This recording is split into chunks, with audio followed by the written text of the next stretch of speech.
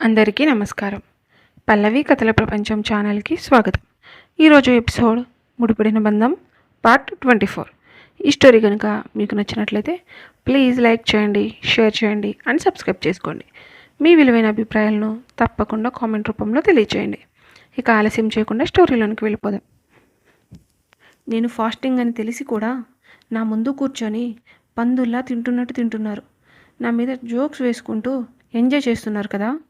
ఇంకా చాలదు అన్నట్టు నన్ను ఎందుకే తినమని ఫోర్స్ చేస్తున్నారు అని అడుగుతుంది.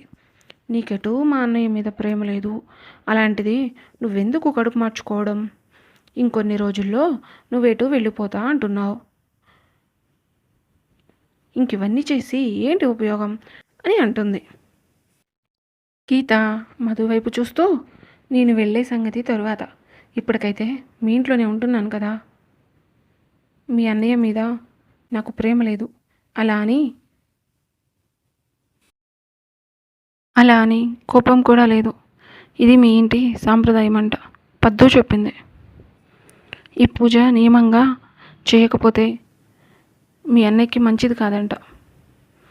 మీ ఇంట్లోకి కోడలిగా ఎవరు వచ్చినా భర్త క్షేమం కోసం ఈ పూజ నిష్ఠగా చేయాలి అంట.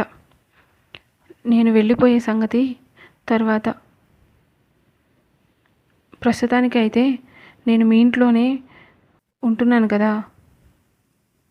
ఇప్పటి వరకు మీ అన్నయ్య జీవితంలో చేసింది చాలు.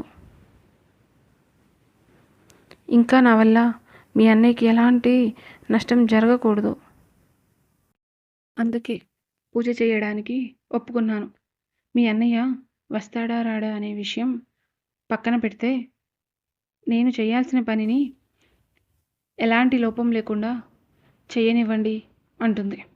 విరాట్ ఆఫీస్కి వెళ్ళి తన క్యాబిన్లో వర్క్ చేసుకుంటూ ఉంటే నిషా విరాట్ క్యాబిన్లోనికి వచ్చి, విరాట్ ఇది అర్థం కావడం లేదు, ఒకసారి ఎక్స్ప్లెయిన్ చేయవా అని అడుగుతుంది. విరాట్ తన ల్యాప్టాప్ తీసుకొని ఒకసారి చెక్ చేసి తనకు అర్థమయ్యేలా చెప్తూ ఉంటాడు.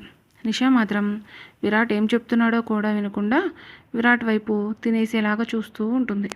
నిషా విరాట్ తల మీద అక్షింతలు ఉండడం గమనించి అనుమానంగా, విరాట్ మీ తల మీద ఏంటి అక్షింతలు అని చెయ్యి పెట్టపోతే విరాట్ వెనక్కి జరిగి తన హెయిర్ని సరిచేసుకొని, మార్నింగ్ గుడికి వెళ్ళాను అని నిషా వైపు చూస్తూ చెప్తాడు.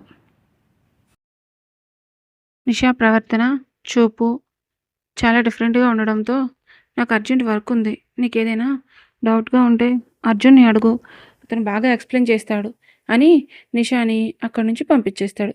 నిషా అసహనంగా తన క్యాబిన్కి వెళ్తుంది. నిషా కోపంగా, ఎంత ట్రై చేసినా నన్ను తన క్యాబిన్లో కూడా ఎక్కువసేపు ఉండనివ్వడం లేదు.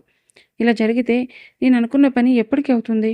లేదు, నేను ఎలాగైనా విరాట్కి దగ్గరగా ఉండాలి, వీలైతే అతని క్యాబిన్లోనే ఉండాలి. అప్పుడు అతన్ని ఎలాగైనా నా వైపు తిప్పుకోవచ్చు. ఈలోపు అర్జున్ని పక్కకు తప్పించాలి. ప్రతిసారి నాకు విరాట్కి మధ్యలో వస్తున్నాడు. అతి త్వరలో ఈ అర్జున్కి చెక్ పెట్టాలి. విరాట్ స్వయంగా తన చేతులతోనే బయటకు నెట్టేలాగా చేయాలి అని క్రూరంగా ఆలోచిస్తూ ఉంటుంది. పాప బాగా పగటికలలు కంటుంది. అర్జున్ని బయటికి నెట్టేయాలంట. అసలు అది జరిగే పనేనా?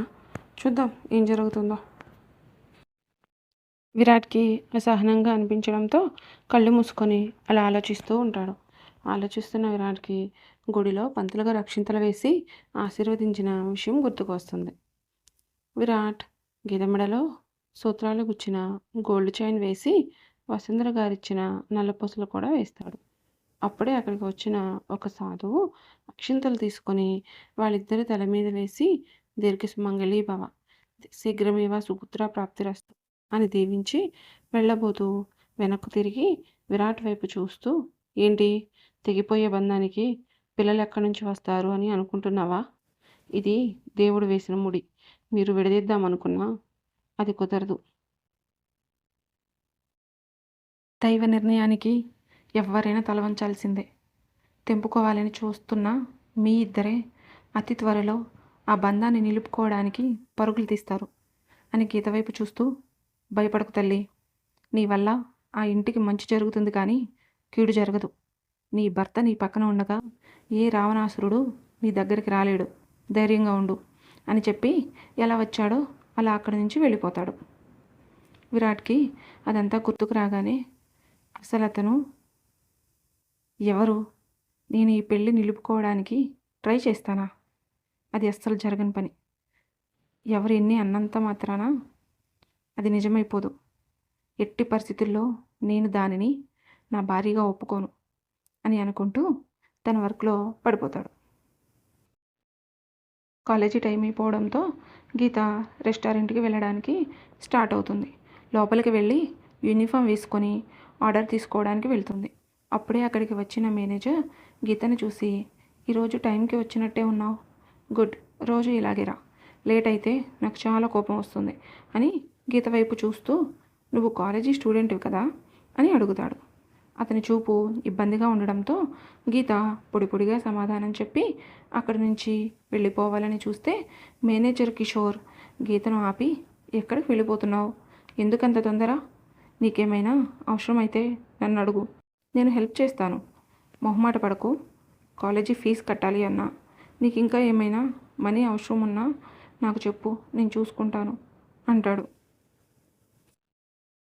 అతని ఉద్దేశం అర్థమైన గీత కోపంగా, నాకేమీ అవసరం లేదు సార్, ఒకళ్ళ మీద ఆధారపడడం నాకు నచ్చదు, నా సంగతి నేను చూసుకుంటాను, మీరు తప్పుకుంటే నేను వెళ్ళాలి, అక్కడ కస్టమర్స్ వెయిట్ చేస్తున్నారు అని అక్కడ నుంచి వెళ్ళి, అనవసరంగా ఇక్కడ జాయిన్ అయ్యాను, ఒకడి గోల తప్పిందిలే అనుకుంటే మళ్ళీ వీడు తగలడ్డాడు, మానేద్దామన్నా వీలు లేకుండా 6 నెలలు అగ్రిమెంట్ రాయించుకున్నాడు దరిద్రుడు, ఇంకొకసారి నా జోలికి వస్తే ఈ గీత అంటే ఏంటో చూపిస్తా అనుకుంటూ ఆర్డర్ తీసుకువెళ్ళి సర్వ్ చేస్తుంది.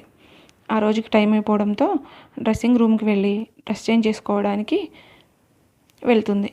అప్పుడే అక్కడికి వచ్చిన లత, ఏంటి గీత, మన మేనేజర్ ఏదో ఆఫర్ ఇచ్చినట్టున్నాడు అంటుంది. గీత లత వైపు తిరిగి, వాడి బొంద, ఎక్కువ చేస్తే నా చేతిలో చేస్తాడు అంటుంది.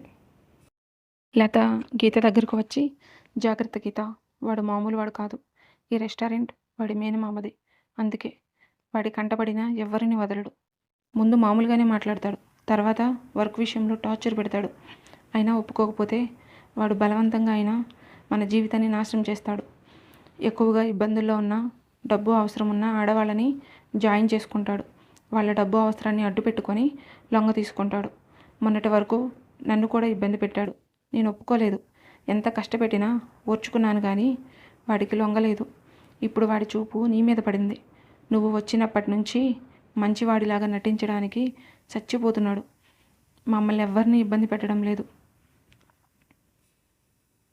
వాడితో జాగ్రత్తగా ఉండు గీత అంటుంది. గీత లతని హగ్ చేసుకొని, భయపడకు, మొన్న ఒకడు ఎగస్ట్రాలు చేస్తే చెయ్యి ఇరిపి హాస్పిటల్లో కూర్చోబెట్టా, వీడు వేషాలు వేస్తే చావు ఎలా ఉంటుందో పరిచయం చేసి వదిలిపెడతా అని అక్కడ నుంచి ఇంటికి వెళ్తుంది. పాపం గీత పొద్దుటి నుంచి అటు ఇటు తిరుగుతూ అన్ని పనులు చేసి కనీసం వాటర్ కూడా తాగకపోవడంతో నీరసంగా ఉంటుంది. పైగా 2 కిలోమీటర్స్ నడుచుకుంటూ రావడంతో అలసిపోతుంది. లోపలికి వచ్చిన గీత మొహం చూసిన ప్రతి ఒక్కరికి ఇట్టే అర్థమవుతుంది గీత ఎంత అలసిపోయిందో. గీత పరిస్థితిని చూసి అక్కడున్న అందరికీ జాలిగా అనిపిస్తుంది. భవానీ మాత్రం అదేమీ పట్టించుకోకుండా, వచ్చావా అమ్మ మహారాణి, ఇంత ఆలస్యంగా వస్తే ఇంట్లో పనులన్నీ ఎవరు చేస్తారు అనుకుంటున్నావు, వెళ్ళి కాఫీ తీసుకురాపో, దానితో పాటు నాకు నా బేబీకి బజ్జీలు వేసుకురా అని అంటుంది.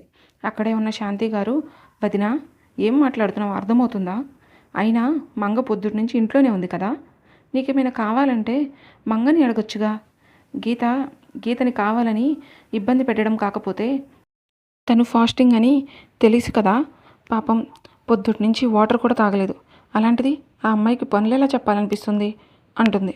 గీత, పర్వాలేదు మేడం, నేను చేస్తాను అని అనడంతో మంగ అక్కడికి వచ్చి, నేను ఆల్రెడీ కాఫీ తెచ్చానమ్మా, శివ అక్కడ బజ్జీలు వేయడం మొదలుపెట్టాడు, మీరు వస్తే పూజ చేయాలి, త్వరగా రెడీ అవ్వమని చెప్పారమ్మా పెద్దమ్మగారు అని అంటుంది. దీన్ని ఇబ్బంది పెట్టి దానంతట అదే ఇంట్లోంచి వెళ్ళేలా చేద్దాం అనుకున్నా, ప్రతిసారి ఎవరో ఒకళ్ళు దాన్ని సపోర్ట్ చేస్తూనే ఉన్నారు అనుకుంటూ కాఫీ తాగుతుంది. గీత లోపలికి వెళ్ళి ఫ్రెష్ అయ్యి శాంతి గారు ఇచ్చిన చీర కట్టుకొని పూజ గదిలోకి వెళ్ళి పూజ చేస్తుంది. టైం 7 అవ్వడంతో విరాట్ ఎప్పుడు వస్తాడా అని అందరూ హాల్లో కూర్చొని ఎదురు చూస్తూ ఉంటారు. పద్మావతి గారు, రాఘవ విరాట్కి కాల్ చేయి, ఎక్కడ ఉన్నాడు అనడంతో రాఘవ గారు విరాట్కి కాల్ చేస్తారు. అది రింగ్ అవ్వకుండా స్విచ్ ఆఫ్ అని రావడంతో పద్మావతి గారికి అనుమానం వచ్చి, వద్దు కృష్ణ, అలా చెయ్యకు, తర్వాత నువ్వే బాధపడాల్సి ఉంటుంది అనుకొని అర్జున్కి కాల్ చేయి రాఘవ అంటారు. ఆయన అర్జున్కి కాల్ చేయగా ఎప్పుడో లాస్ట్ రింగ్కి లిఫ్ట్ చేసిన అర్జున్, హలో అంకుల్ చెప్పండి అంటాడు. పద్మావతి గారు కోపంగా, అర్జున్, కృష్ణ ఎక్కడా అని అడుగుతారు. బామ్మగారు ఫారిన్ క్లయింట్స్ రావడం వల్ల మీటింగ్లో ఉన్నాడు అని అంటాడు అర్జున్. ఆవిడ కోపంగా, ఈరోజు ఈవినింగ్ ఎలాంటి మీటింగ్స్ పెట్టద్దని మూర్తికి చెప్పానుగా, ఆయన ఎందుకు అరేంజ్ చేశారు అని అడుగుతాడు. అర్జున్ కంగారుగా, బామ్మ, లండన్ కంపెనీలో ఏదో చిన్న ఇష్యూ వచ్చింది, అందుకే అక్కడున్న క్లయింట్స్తో అర్జెంటుగా మాట్లాడాల్సి వచ్చింది. సడన్గా అప్పటికప్పుడు జరిగిపోయింది, ముందు నుంచి ప్లాన్ చేసింది కాదు. ఇప్పుడు ఈ సమస్య విరాట్ తప్ప ఇంకెవరు సాల్వ్ చేయలేరు, లేదంటే చాలా పెద్ద ప్రాబ్లం అవుతుంది. ఇంకొక హాఫ్ అన్ అవర్ బామ్మ, మీటింగ్ కంప్లీట్ అవుతుంది అంటాడు. అది విన్న భవానీ విరాట్ కావాలని రాకుండా ఉండడానికి అలా చేస్తున్నాడని అనుకొని లోపల ఆనందపడిపోతుంది. అదంతా విన్న పద్మావతి గారు ఏం చేయలేక మౌనంగా ఉంటారు. నైట్ 9 అయినా విరాట్ రాకపోవడంతో ఏం చెయ్యాలో ఎవ్వరికీ అర్థం కావడం లేదు. గీత పరిస్థితి రాను రాను నీరసంగా అయిపోతుంది. విరాట్ రాలేదన్న ఆనందంలో భవానీ, శాలిని చక్కగా డైనింగ్ టేబుల్ దగ్గర కూర్చొని హాయిగా తింటూ ఫుడ్ని ఎంజాయ్ చేస్తూ ఉన్నారు.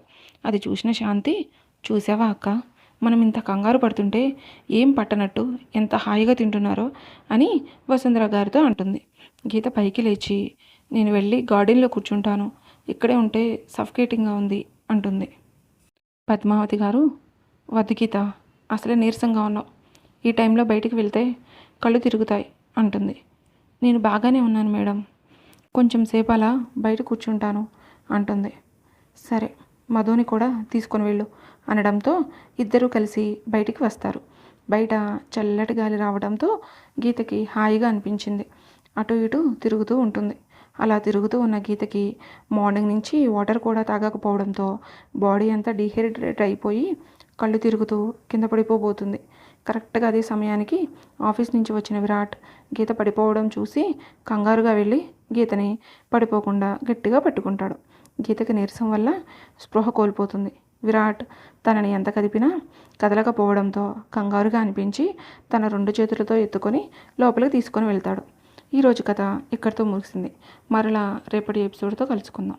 ఈ స్టోరీ కనుక మీకు నచ్చినట్లయితే ప్లీజ్ లైక్ చేయండి, సబ్స్క్రైబ్ చేసుకోండి. మీ విలువైన అభిప్రాయాలను కామెంట్ రూపంలో తెలియజేయండి. Thank you so much for watching.